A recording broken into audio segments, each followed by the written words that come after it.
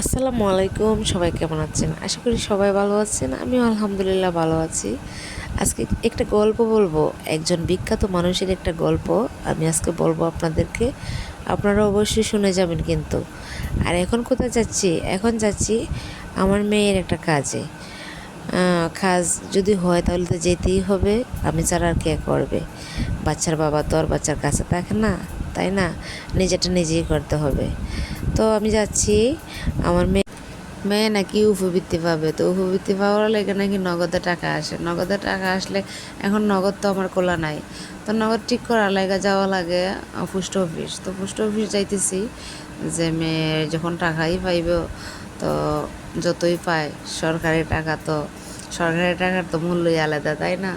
তো ভাবলাম যে ঠিক করে নিয়ে আসি, তো যাইতেছি। আসার সময় ছোটো মেয়ে বলছে ড্রাগন ফল খাইবো, ড্রাগন ফলও নিয়ে আসবো। তো এখন গল্পতে যাই। গল্পটা কি শুনেন, গল্পটা কিন্তু আমার কাছে অনেক ভালো লাগছে। আর গল্পটার ব্যাখ্যা কী হবে জানি না, আপনাদের কাছে জানা থাকলে অবশ্যই বলে দেবেন। একটা চলন্ত জাহাজ যাচ্ছিল, চলন্ত অবস্থায় জাহাজ থেকে ছোটো একটা বাচ্চা পড়ে যায়। তো ছোটো বাচ্চাটা পড়ার সাথে সাথে একটা বৃদ্ধ লোক ঝাঁপ দেয় পানিতে, ঝাঁপ দিয়ে ছোটো বাচ্চাটাকে নিয়ে আসে।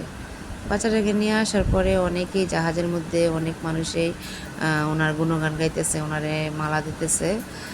কিন্তু একজন বলল যে এত ইয়াং মানুষ থাকতে, এত এত ইয়াং মানুষ আছে, ইয়াং মানুষ থাকতে আপনি বৃদ্ধ মানুষ, আপনি কেন গেলেন বাচ্চাটাকে উঠিয়ে নিয়ে আসার জন্য? তখন বৃদ্ধ লোকটি গলা থেকে মালা খুলে উনি বলতেছে যে আমাকে আগে ধাক্কা দিছে কে, বলেন। মানে ওনারা ধাক্কা দিছে কে আগে উনি জানতে চাইতেছে। আর উনি তো ইচ্ছে করে পড়ে নাই, ওনারে কেউ না কেউ ধাক্কা দিছে। এই জন্যে উনি ভাবছে যে আমি যখন পড়ছি তাহলে বাচ্চারা নিয়ে আসি, তাই উনি বাচ্চারা নিয়ে আসলো আর কি। তো এটার ব্যাখ্যাটা আসলে আমি দিতে পারছি কি না জানি না সঠিক, আপনাদের কাছে জানা থাকলে বলবেন। তো এখন ফল কিনবো, ফল কিনে তারপরে চলে যাব বাসায়। সবাই ভালো থাকেন, সুস্থ থাকেন। আমার এই ভিডিওটা যদি ভালো লাগে অবশ্যই লাইক, কমেন্ট, শেয়ার করবেন। আর সবাই সচেতন থাকবেন, সতর্ক থাকবেন। এখন বাচ্চা কাচ্চা নিয়ে অনেক আতঙ্কের মধ্যে মানুষ আছে। বিশেষ করে মাদ্রাসা, স্কুল, এই টাইপ মানে মাদ্রাসা, স্কুল এই সাইডের বাচ্চা কাচ্চা নিয়ে মানে গার্জেন ছাড়া স্কুলে দিবেন না।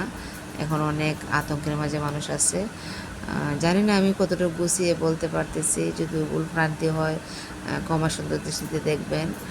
আর আমার এডিটিং কেমন হয় আমি জানি না, সবাই আমাকে সাপোর্ট করবেন। আমি নতুন, আমিও ইনশাল্লাহ আপনাদেরকে সাপোর্ট করব।